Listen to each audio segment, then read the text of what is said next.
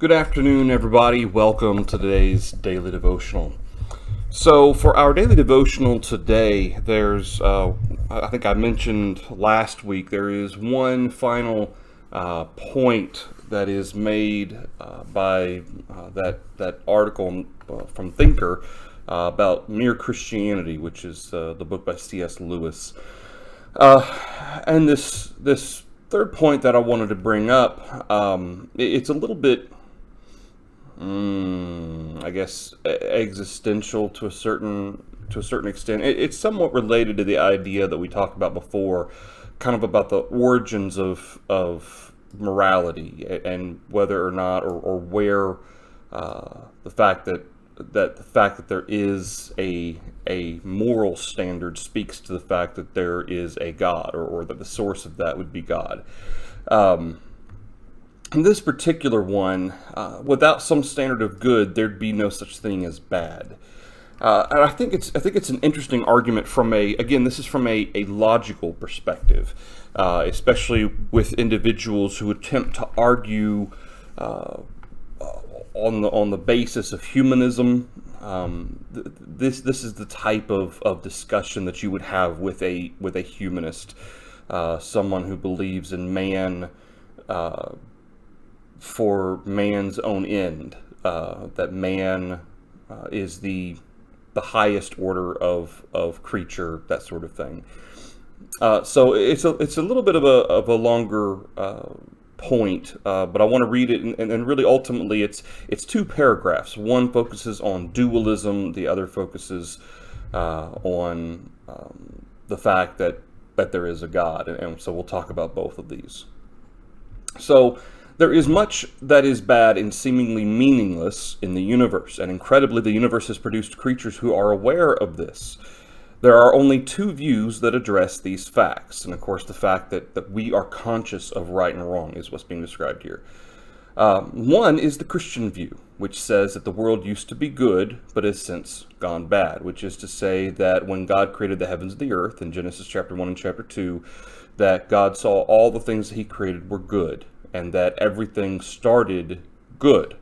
And then, of course, once Adam and Eve sinned, and sin entered the world, then you had that differentiation of right and wrong. The other is dualism, which says the universe is a sort of battlefield where the powers of good and evil wage war against each other. And to a certain extent, there are even some religions that kind of project this concept from the Bible.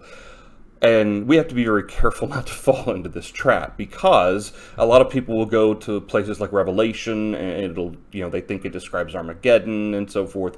And ultimately, God, there is no battle in the sense that it's up in the air, or that the forces of evil actually win some fights or battles. Nothing can stand against God. There is no ultimate battle between God and the devil, where the devil's gonna be able to score some kind of victory or anything like that. There is no war. God wins. End of story. Okay, there's no war. The only way in which we can kind of adapt that is to say that we, in the fight in this world against sin, certainly there is that battle. But in terms of God versus Satan, it's not a fight. Okay, God, there's no even doubt that God wins. This is not a struggle in any way for God. Okay, so it goes on to say, but there is a problem with dualism. Any appeal to a standard by which the powers of good and evil could be judged must assume a source for that standard, and this source would have to be of a higher order than either power. This points us to the real God. And so what dualism kind of speaks to, ultimately dualism is more of a humanistic, as I mentioned, a humanistic concept. It's that the standards of right and wrong, or at least man's perception of right and wrong, has to be, what the point of the article is that the standard of right and wrong that man has, or that man perceives, ultimately, how do you determine what's right and what's wrong? Where is the ultimate standard of determining the accuracy of right and wrong. And that's what dualism, the issue that the article is bringing up with dualism. That any appeal to a standard by which the powers of good and evil could be judged must assume a source for that standard. Where does the ultimate origination of pure good come from? Where does it come from? How is that defined? Where do you get that standard from? And again, that goes back to God. Without a real God, dualism must have a bad power who prefers evil for its own sake. But in real life, we do not find people who are drawn to what is bad just because it is bad. So again, this is all based from a human perspective. Okay, this isn't from a perspective of Satan. Obviously, Satan is evil, and we could talk about Satan's motivations and that sort of thing. But regardless, the idea of dualism and everything is from man's perspective of the standard of right and wrong. But in real life, we do not find people who are drawn to what is bad just because it is bad. We can be kind when we don't feel like it, simply because it is the right thing to do. But no one has ever been cruel just because being cruel is wrong. In other words, which is to say that being cruel or doing things that are bad ultimately serve an agenda. There's a point, there's a reason. No one does it just because it's wrong. There's always an ulterior motive. There's always an agenda, a reason. This makes sense when we consider what badness is. Badness is always the pursuit of some good thing, whether it be money or sex or power, in an inappropriate or excessive way. Unlike goodness, badness doesn't exist on its own in its own right. It can only be understood in the absence of goodness, or a distortion of something good. And we bring up the example of normal sexuality, as defined in Scripture, for example, is simply itself, when used in the proper relationship of marriage. There is nothing wrong with normal sexuality. That is a blessing between a man and a woman.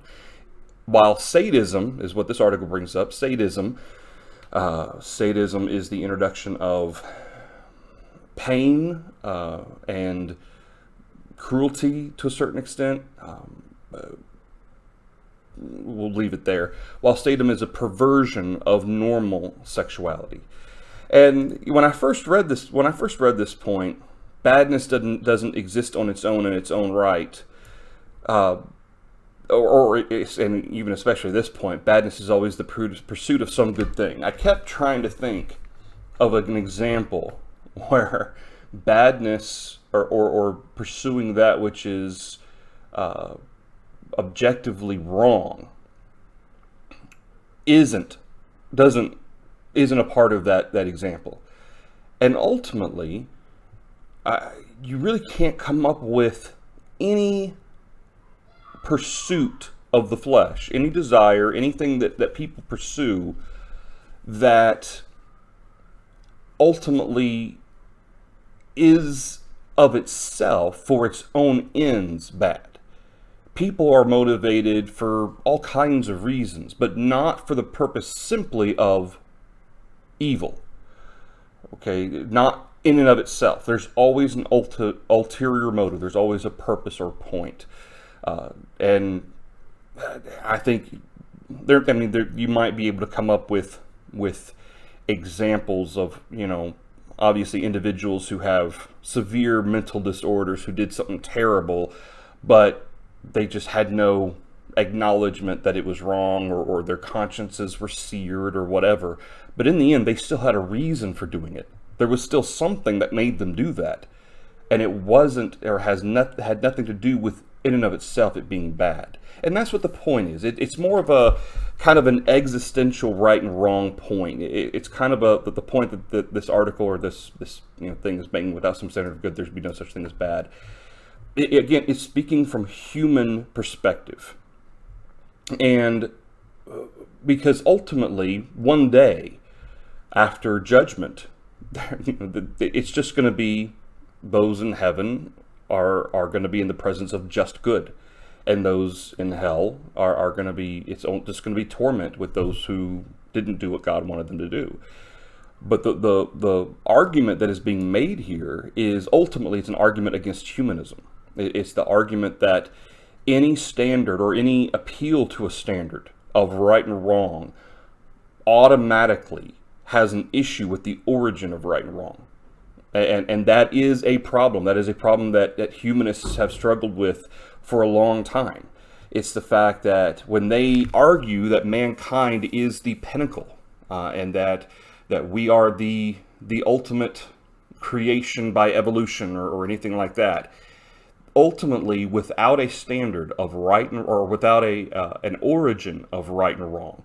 Okay, why does right and wrong exist? Why does man judge things by some standard of I can't do this versus I can do this, or I should do this versus I shouldn't do that? Ultimately, there has to be a reason, and it's not just some humanists attempt to make the argument that that the standard of right and wrong is actually created by macroevolution, that it actually has brought about the evolution of mankind. But you don't see standards of right and wrong in the natural world. You do not see that. Okay, there are no standards of right and wrong among animals. There is only instinct. There is only the pursuit of what that natural instinct motivates them to do. Human beings are of a different order. And if we were only animals, and if we just macro evolved from monkeys, then there really shouldn't be any set standard or any perceivable standard between that which is right and that which is wrong.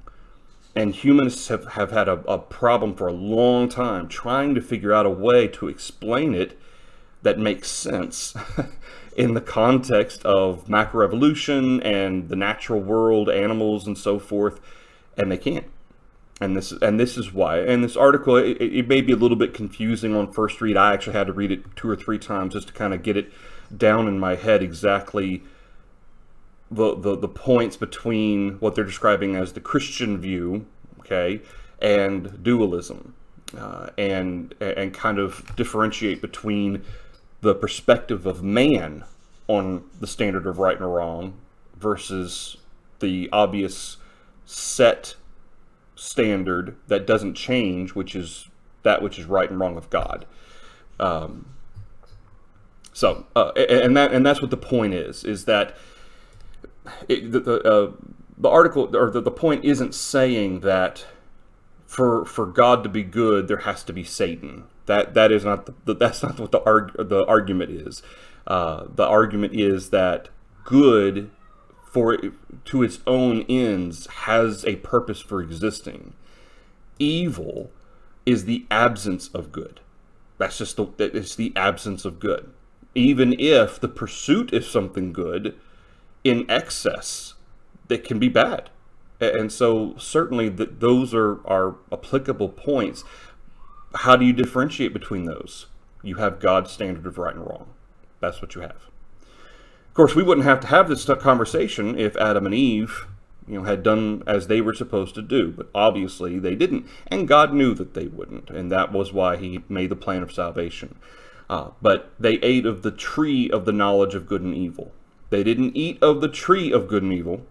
They ate of the tree of the knowledge of good and evil, which is to say that standard, that determination of right and wrong, acceptable and unacceptable, that line had already been defined by God, even before Adam and Eve ate of the tree, because it was the tree of the knowledge of good and evil.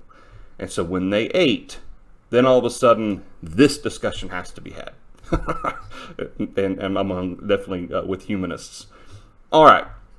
I hope that made some kind of sense. I struggled with maybe not talking about this one, but I felt like there were some good points that were made in this, especially if we're talking to people who are agnostic or atheist, who generally agnostics and atheists tend to be more on the humanist end of the spectrum. Humanism isn't really a religion, it's more of a worldview or outlook. It's an attempt to define existence without God in it. It is, in essence, probably boiling down humanism into a single statement. It's the attempt to determine the point or define life without God. And of course, there is no life without God, ultimately. All right, everybody, that's the daily devotional for you today. Again, I hope you were able to get something out of it. I hope it made some kind of sense for everybody. I tried to explain it as best I could. So tomorrow we'll have another daily devotional at 6:30. Hope I'll see you all tomorrow for that. Again, I appreciate everybody watching, and Lord willing, I'll see you tomorrow. Thanks, everybody.